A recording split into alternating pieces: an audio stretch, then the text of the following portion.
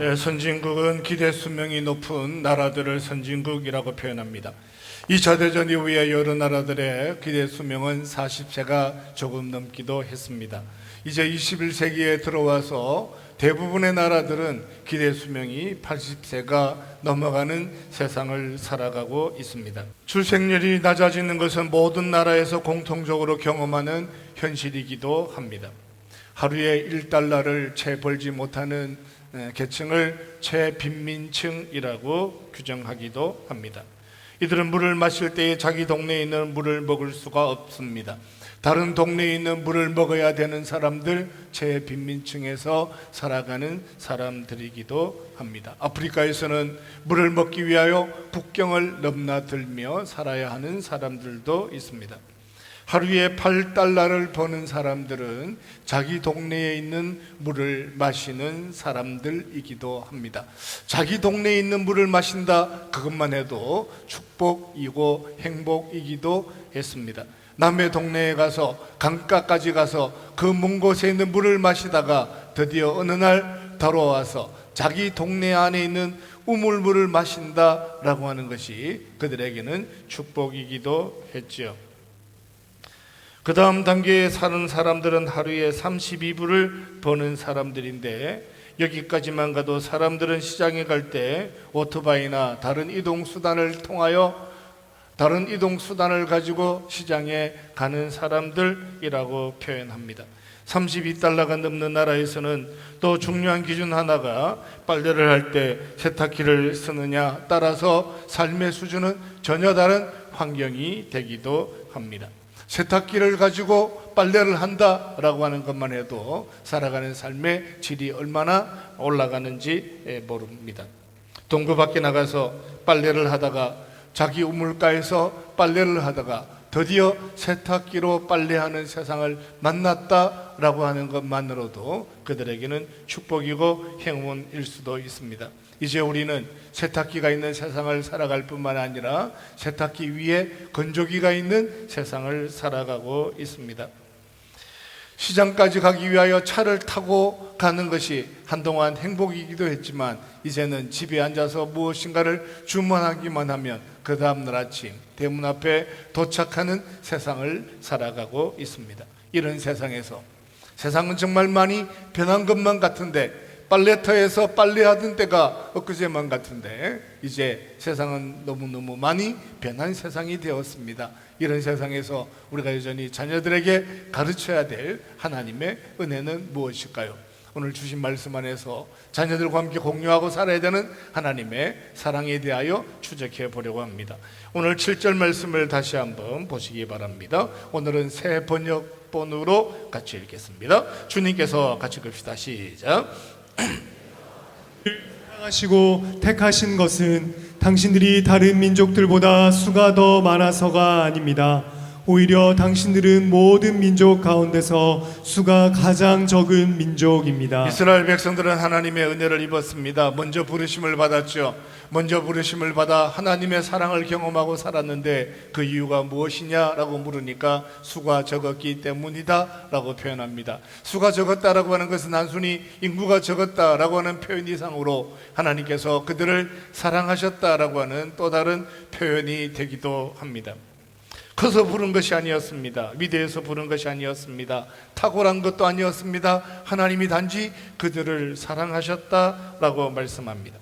우리가 자녀들과 함께 공유하고 살아야 될 가장 첫 번째 중요한 것이 있다면 하나님이 우리를 사랑하셨다라고 하는 것입니다. 하나님 우리를 사랑하셨는데 누구를 사랑하셨냐라고 물어보면 우리의 조상들을 사랑하셨다라고 하는 것이 첫 번째 자녀들에게 가르쳐야 되는 삶의 모습이라고 말씀합니다. 이스라엘 백성들은 자고 일어나면 율법으로 하루를 시작하는 것 같은 것처럼 오해하고 살아가면 하나님의 사랑을 잃어버릴 수도 있습니다. 율법으로 똘똘 뭉쳐 있는 것처럼, 율법을 가장 잘 지켰던 사람인 것처럼 생각하고 살아가면 이스라엘 백성들이 가지는 삶의 약점을 놓쳐버리고 살아갈 수 있습니다. 이스라엘 백성들은 하나님의 율법을 받았지만 율법을 놓쳐버린 사람들이죠. 율법을 가졌지만 율법대로 살아가기에 가장 연약한 민족이었는데 하나님은 그 이스라엘 백성들을 사랑하셨습니다. 그러므로 너희는 너희 자녀들에게 하나님의 은혜에 대해서 선포할 때 우리가 얼마나 똑바로 살았는지, 착하게 살았는지, 율법대로 살았는지에 대하여 증거하는 것이 아니라 우리가 얼마나 하나님의 사랑을 입었는지에 대하여 너희 후손들에게, 너희 자녀들에게, 어린이들에게 잘 가르쳐라, 이렇게 말씀하셨습니다. 이스라엘 백성들은 하나님의 사랑을 경험한 사람들이었습니다. 그들의 조상 중에 아브라함을 하나님이 부르셨습니다. 그는 하나님의 사랑을 받은 사람이었습니다. 우리 조상 중에 누군가가 하나님의 사랑을 받았다, 하나님의 부르심을 받았다라고 하는 것만큼 더 복되고 건강하고 행복한 삶의 흔적이 있을까요? 할아버지가 예수를 처음 믿었습니다. 할머니가 예수를 처음 믿었습니다. 아버지가 하나님을 처음 믿었습니다. 어머니가 하나님을 처음 믿었습니다. 저희 집안에 삼촌 되시는 어떤 할아버지 한 분이 예수를 처음 믿게 되었는데 우리는 믿음의 3대가 되었습니다, 4대가 되었습니다 하는 고백을 가지는 것만큼 행복한 삶의 흔적이 있을까요? 할아버지가 하나님의 사랑을 만났습니다. 저는 개인적으로 저희 집에 할머니가 예수를 처음 믿었죠. 할머니가 예수를 처음 믿은 것 때문에 신실한 아버지를 만났습니다. 저는 그 신실한 아버지를 따르는 아들이 되었습니다. 오늘도 저는 자녀를 축복하는 건강한 아버지로 살아가고 있습니다. 그 믿음의 출발을 설명할 때마다 너는 하나님의 사랑에 대해서 기억하고 너의 조부를 사랑하신 하나님의 사랑을 너의 자손에게, 너의 자녀에게, 너의 손자에게 언제나 하나님의 사랑을 가르쳐라 말씀하셨습니다. 하나님은 자기 백성들을 사랑하셔서 선택하셨습니다. 택하신 유일한 이유는 언제나 사랑이었습니다.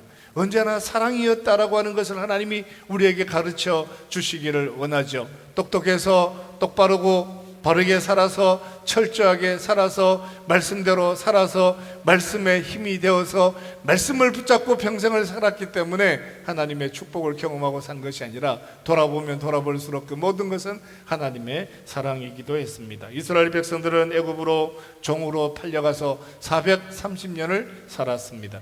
남의 나라의 종으로 산다는 것은 수치스러운 일이잖아요. 그런데도 하나님께서 말씀하시는 거예요. 너희 조상을 사랑하신 하나님의 은혜에 대하여 너 자녀에게 가르쳐라, 이렇게 말씀하시는 거예요. 하나님 보세요. 430년은 종으로 살았던 역사입니다. 노예로 살았던 삶의 시간입니다. 인생을 살아가는 동안 가장 수치스러운 것이고 부끄러운 것인데, 민족으로 돌아보면 가장 힘들고 부끄러운 삶인데 하나님 그 삶에서 하나님의 사랑을 가르치라고 말씀하시니 도대체 우리는 무엇을 가르쳐야 하냐고 라고 물어본다면 그 사람은 하나님의 사랑이 무엇인지를 놓쳐버린 삶이 될 수도 있습니다. 야곱이 애굽으로 내려간 것은 130세였습니다. 그때 요셉의 나이가 39세였죠. 350년이 지난 어느 날 레위 지파 어떤 사람들 가정에 한 아들이 태어났는데 그의 이름은 모세라고 하는 사람이었습니다. 그는 태어나자마자 8일 만에 할례를 행했습니다. 그의 부모는 신실하여 하나님을 사랑하고 살았는데 430년이 지났지만 350년의 시간이 지났지만 믿음의 자녀를 만났는데 하나님의 사랑의 흔적에 대하여 기억할 줄 아는 부모이기도 했습니다. 모세는 유명한 사람이니까 모세만 할례를 받은 것이 아니라 돌아보면 모세의 형 아론도 할례를 받았습니다. 에브라임 지파 사람이었던 여호수아도 할례를 받았죠. 갈렙은 유다 지파 사람이었습니다. 그도 역시 하나님의 사랑을 기억하고 살아가는 신실한 부모를 통하여 할례 받는 삶을 살아갑니다. 모세와 비슷한 시기에 태어났던 모든 남자들은 애굽의 산파들을 통하여 죽음을 경험해야 되는 극도의 어렵고 힘든 시간들을 살았지만 돌아보면 하나님의 은혜는 그들을 사랑하셔서 모세와 그의 동료 친구 되는 사람들의 생명을 보존하시고 그들의 가정을 통하여 사랑이 무엇인가 라고 하는 것을 하나님은 증명하기를 원하셨습니다. 갈렙은 모세보다 나이가 40살 정도 적은 사람이었습니다. 그러니까 갈렙의 아버지는 모세와 비슷한 나이에 있는 사람일 수 있죠. 모세는 동시대에 태어난 모든 사람들이 죽어나가는 세상에서 부모로부터 보호받아 갈대 상자에 담겨 강가에 띄워지는 삶을 살아야만 했습니다. 그 시대의 모든 사람들이, 모든 남자들은 애굽의 산파들에 의해서 죽어야만 했는데 갈렙의 아버지는 어떻게 살아서 갈렙을 낳았을까요? 갈렙을 낳은 그 아버지는 무엇을 기억하고 할례를 행할 수 있었을까요? 여호수아의 아버지는 모세와 비슷한 시대에 태어나서 모든 남자들이 모세처럼 강가에 띄워진 생명으로 배를 타고 바구니를 타고 생명을 구하는 모세만 살아남은 것이 아니라 갈렙의 아버지도 여호수아의 아버지도 그 시대를 살아갔던 어떤 남자들의 모든 아버지가 여전히 살아서 종으로 살아가는 시간들 속에서도 하나님의 은혜를 경험하고 살았다면 너 종되었던 시간들을 부끄러워하는 것이 아니라 종으로 살았던 시간들 속에서도 너희 조상을 사랑하셨던 하나님의 사랑에 대하여 너희 자녀들에게 부지런히 가르치라, 이렇게 말씀하시는 거예요. 일제강점기 36년을 살았던 것은 우리에게 수치스럽고 부끄러운 삶의 모습이기도 하지만 여전히 그 세상에서 생존하고 생명을 유지할 뿐만 아니라 민족의 언어를 지키고 그 세상을 살아오는 시간들 속에 교회의 영광을 지켜가셨던 하나님의 사랑에 대하여 너 자녀에게 가르쳐라 하는 것이 하나님께서 자기 백성들에게 원하는 것이었습니다. 어떤 사람들은 아무것도 모르는 아이들에게 유아 세례를 베푸는 것이 합당한 것이냐라고 질문하는 사람들도 있습니다. 유아 세례는 알아야만 세례를 받는 것일까요? 라고 물어보면 하나님은 너 자녀를 사랑하는 마음으로 가장 복된 것으로 너 자녀를 가르쳐라. 애굽에 종되었던 집에 있을 때에 그들의 부모가 자녀에게 할례를 베푼 것처럼 일제강점기에 살았던 어떤 믿음의 조상들이 여전히 믿음을 고백하고 자녀들에게 세례를 베풀었던 것처럼 너도 21세기를 살아가는 삶의 환경이 어떤 조건 가운데 있다 할지라도 내 자녀에게 부지런히 하나님이 우리를 사랑하셨음에 대해서 무엇인가 흔적을 남겨야 되는데 21세기를 살아가는 너는 유아 세례를 통하여 하나님이 우리를 사랑하신 것에 대하여, 우리 가정을 사랑하신 것에 대하여, 우리의 집안을 사랑하신 것에 대하여 너 자녀에게 부지런히 가르쳐라 말씀하셨습니다. 사람들은 그렇게 질문합니다. 무엇인가를 알아야 세례를 받아야 한다고. 사실 40살에 세례를 받았는데 40살에 세례받은 그분에게 물어보았습니다. 도대체 무엇을 알고 세례를 받았습니까? 라고 물어보면 그분도 그가 우리를 위하여 십자가에서 죽으신 것과 오늘도 이 세상을 떠난다면 천국에 갈 것을 믿는 믿음으로 세례받았습니다. 아는 것이 별반 없었습니다. 아는 것이 100가지 1000가지가 되어서 세례를 받은 것이 아니라 하나님의 은혜를 기억하고 세례받은 것이다 라고 생각해 본다면 그 모든 것이 하나님께서 우리에게 주신 축복이었습니다 라고 하는 것이 그의 믿음의 고백이기도 했습니다. 무엇인가 알아야 세례를 받는 것일까요? 하나님의 사랑을 기억하는 자가 축복에 참여하는 거죠. 사랑하는 성도 여러분, 인생을 살아가는 동안 우리가 알고 지내는 것, 우리가 알고 있는 것, 우리가 아는 지식에 대하여, 우리가 하나님을 사랑하는 것에 대하여 살았던 것들보다 하나님이 우리를 사랑하신 것에 대하여 언제나 고백하고 살아갈 수 있는 믿음의 사람들이 될 수 있기를 주님의 이름으로 축원합니다. 옆에 분들과 축복합시다. 사랑합니다. 축복합니다. 당신은 복받은 사람입니다. 그래서 자녀에게 무엇을 가르쳐야 하냐면 하나님이 우리를 사랑하신 것에 대하여 가르치는 거예요. 내가 하나님을 사랑한 것에 대하여, 내가 어떻게 하나님을 사랑한 것에 대해 가르치는 것이 아니라 하나님이 우리를 사랑하신 것에 대하여, 일제강점기와 같은 공고한 시간들 속에서도 한국교회가 하나님의 사랑을 받았던 것에 대하여, 430년의 애굽의 종살이를 하고 오랫동안 살았지만 무엇을 가르쳐야 하느냐 하면 그 430년의 시간들 속에서도 하나님이 우리를 사랑하신 일들에 대하여 기억하고 그 사랑을 가르쳐라 말씀을 하셨습니다. 100년 뒤에 1000년 뒤에 21세기에 사는 사람들은 어떻게 살았을까라고 물어보면 4000년 전에 살았던 사람들을 4000년 전에 애굽에서 믿음으로 살았던 사람들이 자녀들에게 할례를 베풀고 사는 것에 대하여 우리가 얘기하는 것처럼 1000년 뒤에 2000년 뒤에 누군가가 그렇게 물었습니다. 2025년 어린이날 대한민국에서 살았던 사람들은 무엇을 하고 살았을까요? 라고 물었는데 알고 보니까 유튜브에 보니까 2025년 5월 4일 날 송내 사랑의 교회에서는 자녀들에게 유아 세례를 베풀고 살았습니다. 그 척박하고 어렵고 힘든 환경에서 우리 조상들은 여전히 자녀들을 사랑하셔서 자녀들에게 유아 세례를 베푸는 건강한 교회를 세웠습니다. 어떻게 알 수 있습니까? 유튜브에 그 자료가 지금도 남아 있습니다. 1000년 뒤에 2000년 뒤에 누군가가 오늘 드려지는 이 예배를 볼 수 있다면 그 또한 하나님께서 우리를 사랑하시는 것이라고 말씀하셨습니다. 사랑하는 성도 여러분, 자녀들에게 하나님이 우리 조상들을 사랑하신 것에 대하여 언제나 하나님의 사랑에 대하여 자손들에게 잘 가르치고 살아갈 수 있는 믿음의 사람들이 될 수 있기를 주님의 이름으로 축원합니다. 할렐루야. 사람들이 그렇게 묻는 거예요. 조상이 도대체 어떻게 살았길래 그 조상들을 가르치냐고.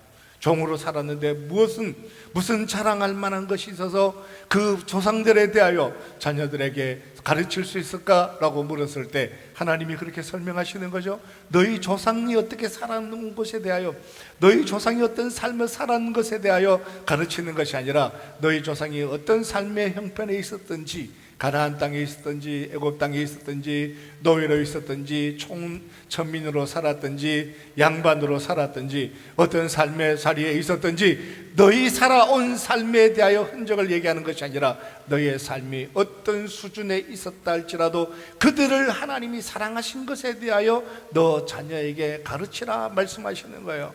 너희 할아버지가 어떤 삶을 살았든지 할머니가 어떤 삶의 위치에 있었든지 중요한 것은 하나님이 그를 사랑하신 것에 대하여 자녀에게 가르치는 것이 훨씬 더 중요하다라고 말씀하시는 거예요.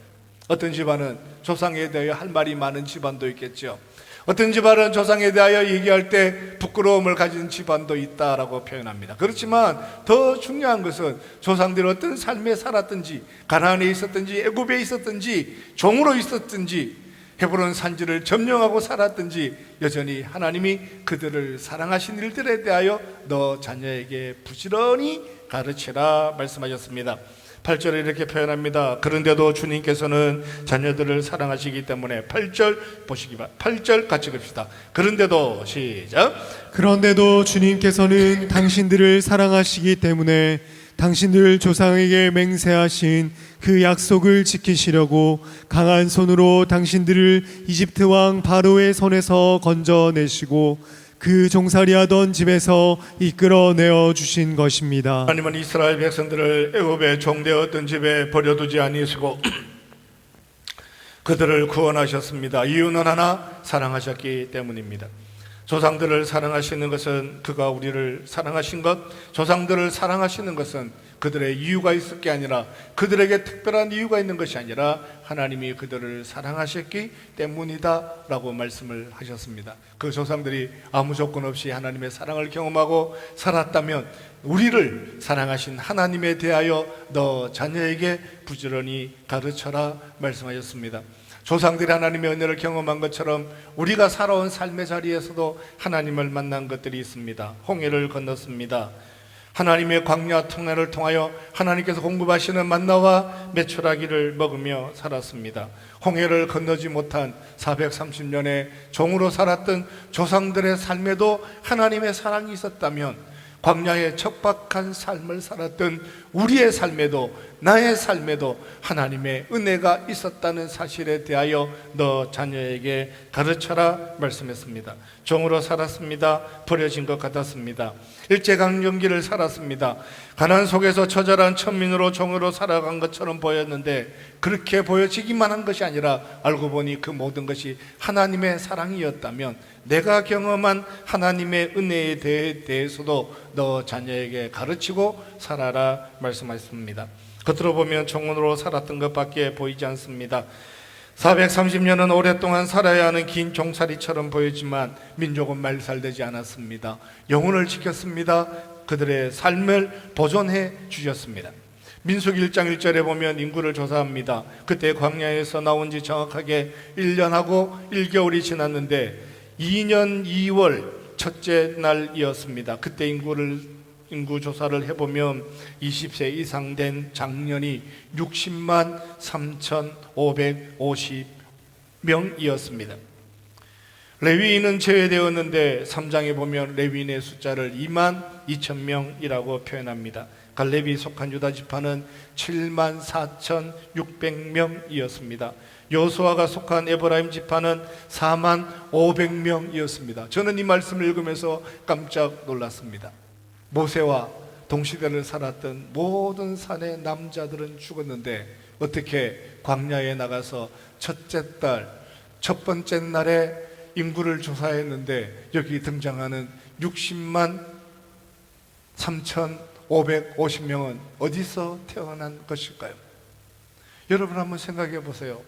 모세가 태어난 시대에 모든 남자들은 죽어야만 하는 고난의 시간들이 있었습니다. 어렵고 힘든 시간들이 있었죠.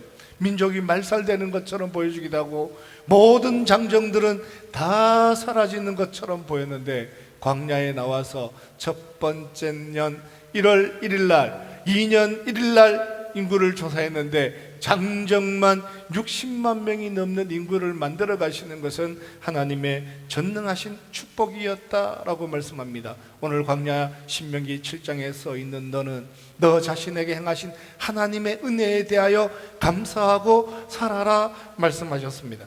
민족의 순환의 시기 속에서도 생명이 보존된 것에 대하여 너 하나님 앞에 감사하고 살아라 말씀을 하십니다. 저는 1960년대에 태어났습니다. 저는 1963년에 태어났는데 저와 같이 태어난 인구가 그때만 하더라도 106만 1000명이나 되었습니다. 100만 명이 한 시대에 태어난 거예요. 그런데 100만 명이 한 시대에 태어났지만 그 시대를 살아가는 가장 힘들고 어려웠던 것은 유아 사망률이 너무 높아서 1년에 7만 2천명, 7만 4,500명이 유아 사망으로 세상을 떠나야 하는 공고한 세상이기도 했습니다. 100만 명이 태어났는데 그 중에 7만 명이 태어나자마자 세상을 떠나야 하는 세상에 저도 태어난 거죠. 그 공고한 세상에 태어났는데 유아 세례를 받았습니다. 성탄절이면 사탕 하나 먹는 것 때문에 교회를 쫓아다녔습니다.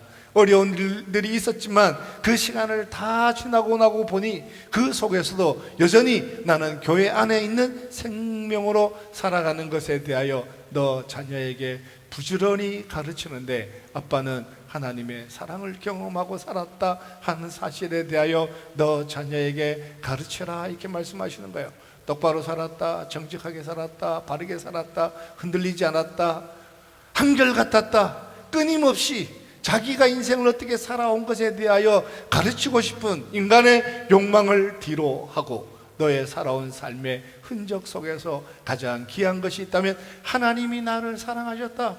모든 사람들이, 모든 인류가 살아가는 생존의 의미에 있어서 가장 중요한 것이 있다면 하나님이 너를 사랑하신 것에 대하여 너 자녀에게 부지런히 가르쳐라 말씀하시는 거예요. 그냥 살아왔습니다. 가난 속에서도 악착같이 살았습니다. 이렇게 저렇게 살다가 보니까 인생은 그런 것이었습니다. 홍해를 건너나보다 하다 보니까 인생을 이렇게 대충 살아왔다라고 표현하기보다 너 자녀를 사랑한 하나님이 우리를 사랑하신 그 사랑에 대하여 언제나 선명하게 너 자녀에게 가르치고 살아가는 것이 우리가 살아가는 삶의 의미다라고 말씀하시는 거예요. 인간이 가지는 삶에 가장 큰 욕망이 있다면 자녀들에게 무엇인가 제대로 똑바로 살고 싶은 것에 대해서 자꾸만 얘기하고 싶은 거예요. 우리 조상은 무슨 어떤 집안이고 대단한 양반이고 이런 공을 세웠고 이런 족보를 만들었고 이런 삶의 흔적을 남겼다라고 하는 것을 자손들에게 설명하고 싶은 것이 우리가 가진 소망이기도 합니다. 근데 성경은 이렇게 표현합니다. 너 어떤 집안에서 어떻게 태어나서 인생을 어떻게 살았는지보다 더 중요한 것이 있다면 그것은 하나님이 너를 사랑하셨다라고 하는 사실이다라고 하는 것에 대해서 너 자녀에게 가르쳐라 말씀하십니다. 1982년에 태어난 사람은 84만 8천 312명이 태어나는 세상을 살았습니다. 84만 명이 태어난 거죠. 그때는 유아 사망률이 1년에 2만 명 정도였습니다.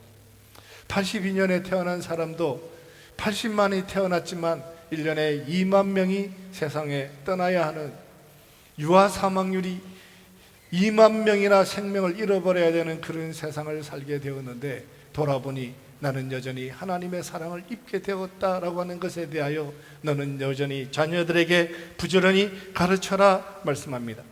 유아 사망하는 세상에서 살아남아 예수 믿는 사람이 되었고 하나님의 백성이 되어서 어린이 주일날 예수 믿는 부모로 살아가는 그 삶의 자리에 써 있다라고 하는 것만으로도 너 자녀에게 하나님의 사랑을 가르쳐라 말씀하십니다. 사랑하는 성도 여러분, 여러분이 태어나서 지금까지 경험했던 모든 하나님의 은혜에 대하여 자녀들에게 부지런히 사랑을 가르치고 살아갈 수 있는 믿음의 사람들이 될 수 있기를 주님의 이름으로 축원합니다. 우리 옆에 분들과 축복합시다. 하나님이 저를 사랑하셨습니다. 하나님이 나를 사랑하셨다라고 하는 것에 대하여 자녀에게 가르쳐라 이렇게 얘기하는 거예요. 하나님 우리 조상들을 사랑하셨다는 것에 대하여 가르쳐라 이렇게 얘기하는 거예요.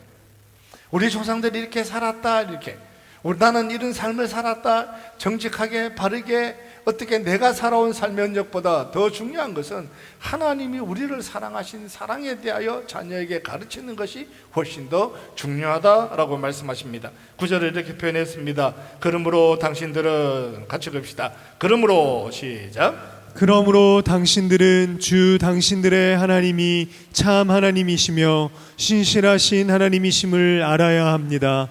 주님을 사랑하고 주님의 계명을 지키는 사람에게는 천대에 이르기까지 그의 언약을 지키시며 또 한결같은 사랑을 베푸시는 신실하신 하나님이심을 알아야 합니다. 우리 오늘 새 번역본으로 성경을 읽었잖아요. 저는 이런 생각이 들어요. 1000년이 지나고 2000년이 지나면 우리가 읽었던 성경보다 우리 자녀들은 또 다른 성경을 읽으며 살아갈 수도 있어요. 우리 조상들이 우리와 다른 성경을 읽었던 것처럼, 저희 할아버지가 저와 다른 성경을 읽었던 것처럼 우리 자녀들은 또 다른 성경을 읽겠죠. 새 번역에 새 번역을 읽지 않겠어요? 새 번역에 새 번역에 새 번역을 읽는 우리 다음 세를 만난다 할지라도 그 자녀들이 꼭 기억하고 살아야 되는 것이 있다면 주의 계명을 지키는 사람에게는 천대에 이르기까지 그의 언약을 지키시고 한결같은 사랑을 베푸시는 하나님의 신실하심을 알아야 합니다. 한결같은 사랑을 베푸시는 하나님의 신실하심을 알아야 합니다라고 성경은 얘기하는 거예요. 천대까지 우리 조상이 어떻게 살았느냐라고 하는 것을 천대까지 기억하는 것이 아니라 우리 조상을 사랑하신 하나님의 사랑을 천대까지 기억해야 된다라고 말씀하시는 거예요. 우리가 어떻게 인생을 살았느냐라고 하는 것보다 더 중요한 것은 우리를 사랑하신 하나님의 사랑이 천대가 지난 이후에도 같은 사랑으로 우리에게 전달되는, 자손들에게 전달되는 사랑이 훨씬 더 중요하다라고 말씀합니다. 조상들을 사랑하셨습니다. 우리를 사랑하셨습니다. 그렇다면 그 하나님은 천대를 두고도 자손의 자손을 사랑하시는 하나님이시다라고 하는 것이 중요하죠. 하나님은 자기 백성들을 향한 사랑에 대하여 한 번도 포기해 본 적이 없습니다. 만무수가 죽어가는 세상에서 빙하기 속에서도 하나님은 자기 백성들을 사랑하셨습니다. 지구과학자들은 5600만 년 전에 인류는 가장 뜨거웠다, 지구는 가장 뜨거웠는데 그때는 북극에도 야자나무가 생존했다라고 표현합니다. 그때 평균 온도가 8도에서 10도 정도 올라갔는데 북극에도 바나나를 먹을 수 있는 세상이 있었다라고 표현합니다. 이제 산업화 혁명으로 인하여 지난 200년 동안 인류는 1.5도가 온도가 올라간 것 때문에 세상이 뒤집어지는 것처럼, 전혀 다른 세상이 된 것처럼 종말에 대하여 염려하고 걱정하는 세상을 살아가기도 합니다. 지금의 지구의 평균 온도는 14.9도라고 이야기를 합니다. 우리는 겨울도 있고 여름도 있으니까 평균 온도를 따지는 것을 잘 익숙하진 않지만 과학자들이 그렇게 표현하는 거예요. 지구의 온도는 14.9도인데 이것이 100년 안에 1도가 올라가게 된다면 세상은 힘든 세상이 될 것이다. 종말이 될 것이다. 지구의 종말이 올 것이다. 6번째의 종말을 맞이하게 될 것이다 라고 과학자들은 떠들기도 합니다. 사랑하는 성도 여러분, 천대의 시간을 두고 하나님이 변함없는 그 1도가 올라가는 세상에서도 1도가 내려가는 세상에서도 변함없는 것이 있다면 하나님이 그 백성들을 사랑하신다라고 하는 것이고, 신실하신 하나님의 약속은 바뀌지 않는다라고 하는 거예요. 우리와 똑같은 옷을 입어야 하고 우리와 똑같은 성경을 읽어야 하고 우리 불렀던 찬송을 부르는 것이 아니라 우리와 다른 성경을 읽을 수 있습니다. 우리와 다른 찬송을 부를 수도 있습니다. 우리와 다른 옷을 입으며 살아갈 수도 있습니다. 우리가 가졌던 세탁기보다 더 훌륭한 세탁기를 가지고 세상을 살아갈 수도 있습니다. 그러나 더 중요한 것은 그 후손들이 어떤 삶을 살아가느냐라고 하는 것보다 더 중요한 것은 하나님은 여전히 천대의 시간을 따라 신실한 약속을 가지고 자녀들을 사랑하셨다, 후손들을 사랑하셨다, 믿음의 자손들을 축복하기를 원하신다라고 하는 하나님의 소원이기도 합니다. 어린이날을 맞이해서 조상들을 사랑하신 하나님에 대하여, 우리를 사랑하신 하나님에 대하여, 천대를 두고 축복하실 하나님의 은혜에 대하여 자녀들에게 마음껏 선포하고 살아갈 수 있는 믿음의 사람들이 될 수 있기를 주님의 이름으로 축원합니다.